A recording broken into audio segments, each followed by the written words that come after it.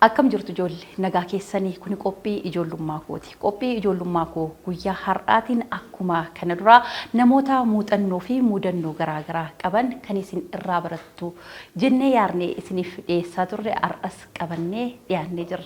Isinis hanga xumura qophii keenyatti akka nu waliin turtan isin affeerra. Daa'immanif muuxannoo fi mudannoo keessan nu qooduuf eeyyamamoo waan taataniif guddaa galatooman isiniin jedha. Anis galatooman jedha. Mee daa'immanii walluu bara. Ani maqaan koo Salamoon Taaddalan jedhama. Kanan dhaladhee guddadhee godina Arsii Aanaa Loodee Xisaatti. Obbo Salamoon duubatti isin deebisnee yaadannoo ijoollummaa keessan egaa isin yaadachiisuudhaaf jennaa. Mee yaadannoon ijoollummaa keessan maal fakkaata? Yeroo ijoollummaa xiqqaa ta'ee horii tiksuudhaan yeroo baay'ee hoolaa, horii aannanii, qotiyyoo akkas qabna. Isa bakka margaa fuudhee deemee isa tiksuudhaan dabarsee xiqqoo oloon jedhu immoo maatiin maasirratti oomishni yeroo ga'u yeroo aramaa akkasumas yeroo haamaa yeroo immoo oyidaatti oomishan yeroo sana hunda maatii koo cinaa mana barumsaati akkuma dhufeen jalqaba irratti wanni godhu laaqana jiru erga nyaannee booda gara maatii deeggaruutti deemna jechuudha. Sanarraa waan achitti deeggaramu erga hojjennee xumurree booda immoo qo'annaa galgala sa'aatii 11 irraa gara horiin gara manaatti yeroo galu irraa jalqabee waa'ee barumsaa keenya immoo qo'anna jechuudha. Tapha akkamii fa'aa taphattan? Egaa taphni gosa baay'ee jira. Keessaa akkuma yeroo isaatti yeroo amma akka carraa wal geenye kana tapha qilleetu jira. Qillee baay'ee taphanna. Gareedhaan wal qoonnee mandaraan wal qoonnee egaa yeroo mo'annu immoo wal adabna. Adabbii adda addaa jira.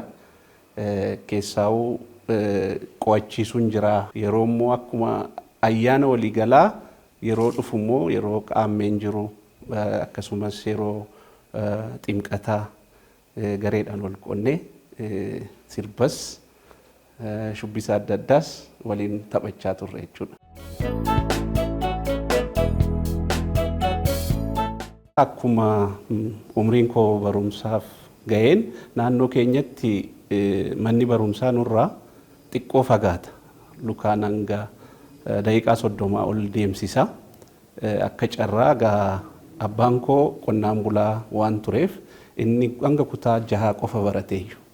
Kanaaf carraan ani hin arganne ijoolleen koo argachuu qabu kan jedhu quuqama akkasii waan qabuuf yeroo umriin kiyya barumsaaf ga'u gara mana barumsaatti na geessee jechuudha. Yeroo barnoota irra turtanitti barataa akkamii turtan? Barataa cimaadha moo giddu galeessa moo barataa akkamii turtan? Egaa ani kutaa jalqabaarraa kaasee carraa kanaan ijoollee dura qo'achuu waan hin argadheef barumsa bu'uuraa sanaaf ijoollee kaanirra fooyyee ijoollee sadarkaa fooyya'insaatti barumsa koo kan inni gaggeessaa ture. Kutaa jalqabaarraa kaasee hangan kutaa 12 xumurutti sadarkaa gaariirra ijoollee jiran keessan ture. Kutaa 12 booda egaa yeroo nuti maatirikii fudhannu carraan yuunivarsiitii galuudhaa baay'ee dhiphaa ture. Nama na yaadadhaa nama barataan 285dha kan qormaata fudhanne namni 11 qofatu darbe jechuudha. Yeroo san gara yuunivarsiitiitti kan gale. Sanuu digirii jalqabaatiif nama 3 qofatu mana barumsaa keenyarraa darbe. Nuti immoo dippiloomaadhaan qabxii argannee gara yuunivarsiitiitti galle jechuudha. Yeroo sana egaa qormaanni akkaataa sanaan kennamaa ture. Isarraa ka'ee kolleejjii qonna Jimmaa yeroo sana jedhamutti barumsa koo isa jalqabaa qonna waliigalaatiin barumsa koo jalqabe. Sana booda barnootachumatti dhaabdamoo itti fuftan? Fedhiin barumsaaf jiru baay'ee cimaa ture. Akka yeroo ammaa kana ijoolleen amma jiran baay'ee carraa qabeessadha. Manni barumsaa yuunivarsiitiinis ta'ee manneen barumsaas naannoo isaaniitti dhiyootti kan argaman waan ta'eef akka yeroo keenyaa sana baay'ee rakkatanu baay'ee fedhii barumsaa waan hin qabuuf oduman hojiirra jiru dorgomee yuunivarsiitii Harammayaatti hojii gidduudhaan addaan kutee gara mana barumsaa yuunivarsiitii Harammayaatti galee digiriidhaan immoo barumsa qonnaa kana cimsee jechuudha. Sana booda egaa hojiidhaanis sadarkaa adda addaattiin hojjechaa ture. Aanaarraa kaasee hojii qonnaatiin aanaarraa kaasee sadarkaa godinaatti akkasumas sadarkaa naannoottis ogummaadhaanis hoggansaanis sadarkaa adda addaatti hojjechaa ture. Yeroo ammaa hojii hoggansaa kana cimsee kan keessaa hogaa hojii qonnaa irratti yeroo hojjettu qonnaan bulaa deeggaruun qonnaan bulaan oomisha isaa akka dabalu oomishtummaa isaa akka dabalu hojjechuun baay'ee yeroo achi keessa teechee hojjettu baay'ee kan nama gammachiisudha. Yeroo jijjiiramni jiruu isaa irratti dhufu yeroo agartu. Qonnaan bulaan immoo waan facaase yeroo haala gaariidhaan hammatee galchee isa immoo gatii gaariidhaan fayyadamu yeroo laallu baay'ee namatti tola. Garuu oomisha kana immoo caalmaatti immoo qonnaan oomisha argate kana immoo gara industiriitti ceesisuun immoo akkam biyyaattis istiraateejiin biyyaas industiriidhaan oomisha qonnaa kana deeggaruun baay'ee barbaachisaa waan ta'eef anis barumsa koo isuma wajjiniinan fooyyessuudhaaf itti deeme. Kana booda yuunivarsiitii saayinsii fi teknoolojii Finfinneerraa digirii lammaffaa indastiriyaal maanejmentiidhaan fudhadhe jechuudha. Ergan isa haala kanaan baradhee booda immoo indastiriuma qonnaa kana keessaan baane amma immoo buna irratti qonnaan bulaan fi bunnii fi Oromoon baay'ee walirraan fagaatu.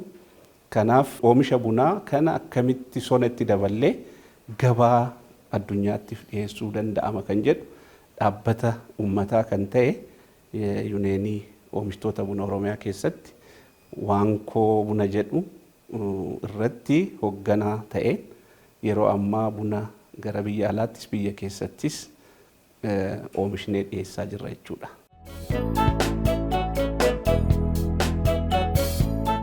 Daa'imman gaafa guddatan maal ta'uu barbaaddu gaafa inni qonna namni jedhu baay'een jiru waan ta'e dooktaraa paayileeteedhu isin asirratti daa'imman maal nu gorsitu? Egaa qonni jiruu hundaafuu lubbu qabeeyyii hundaafuu keessaa'u namaaf qonni yoo hin jiraanne addunyaa kana irratti jiraachuun hin danda'amu. Egaa ijoolleen yookaan daa'imman amma dhalachaa jiran carraa qabeessa jedheen jira. Maaliif waa hunduu teeknooloojiidhaan hojjetama.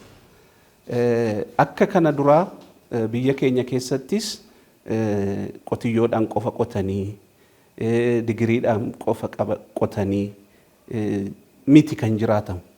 Amma isaan immoo dhaloonni dhufu kun isa teeknooloojii ammayyaa biyyoonni biraa itti fayyadaman sana salphaatti asitti biyya kanatti fidanii isaan immoo hojii hojjetanii galii ofiitis biyyaafis carraa oomisha guddisuu kana argamsiisuudhaan isa irratti hirmaachuu qabu jedheen amana.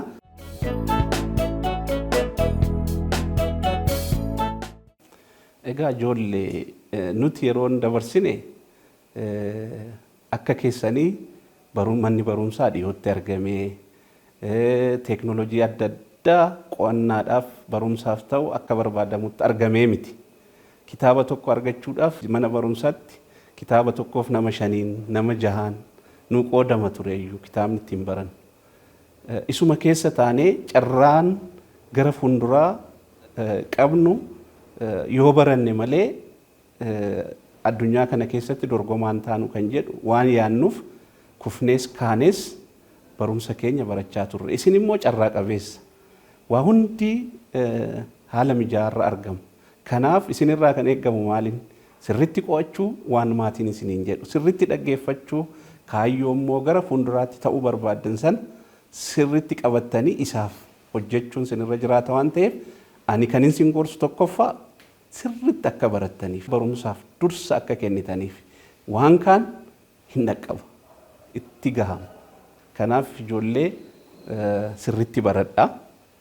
Yeroo immoo carraa xiqqoo boqonnaa argattanitti immoo waan aadaa keessan waan naannoo keessanitti argamuun ijoollee hiriyoota keessan wajjiniin taphachaa kanaaf immoo maatii gargaaraa yeroo keessan akka dabarsitan isiniifan ergaa dabarsaa baay'een sin jaaladhaa galatoomaa nagaan ta'a. Ijoollee qophii ijoollummaa koo guyyaa har'aa akkuma daawwachaa turtan egaa isaan irraa waa hedduu barattaniittu jenneeti abdannaa nutis arraaf kan jenne xumurree jirra. Torban immoo nama biraa qabannee aga walitti deebinutti torban gaarii.